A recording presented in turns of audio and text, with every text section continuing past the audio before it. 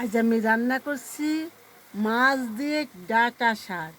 ডাঁটা শাক আমি কাটি নেই, দেখুন আস্ত আস্ত রয়ে গেছে।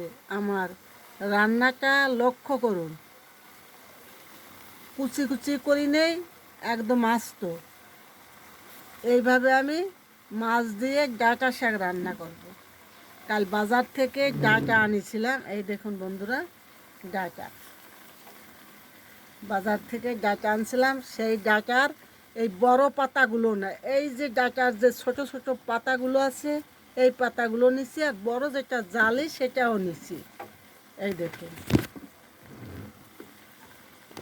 বাজার থেকে এনেছিলাম ডাঁটা।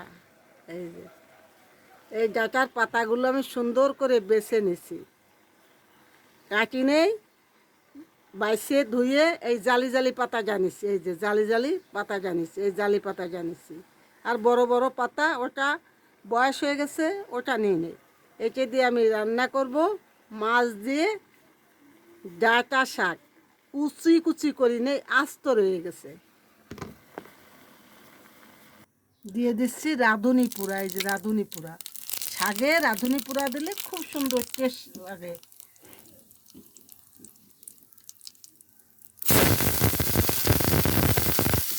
দিয়ে দিচ্ছি ডাঁটার পাতা। আমি মাছগুলো ম্যাশ করে দিচ্ছি, এই দেখুন মাছগুলো ভেঙে দিলাম, লবণ দিলাম, হলুদ দিলাম। পাতাগুলো সুন্দর আস্ত আছে, নরম হয়ে যাবে, ভাত দিয়ে খেতে খুব ভালো লাগবে। আমি কুচি কুচি করিনি। আমি সবিতা কুকিং হাউস থেকে জানাচ্ছি অনেক অনেক ভালোবাসা, প্রণাম।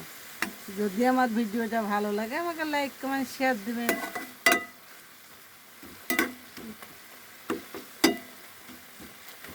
আমার শাকটা হয়ে গেছে, এই যে শাকটাও নরম হয়ে গেছে। মাছ এর সাথে ম্যাশ করে দিয়ে দিছি।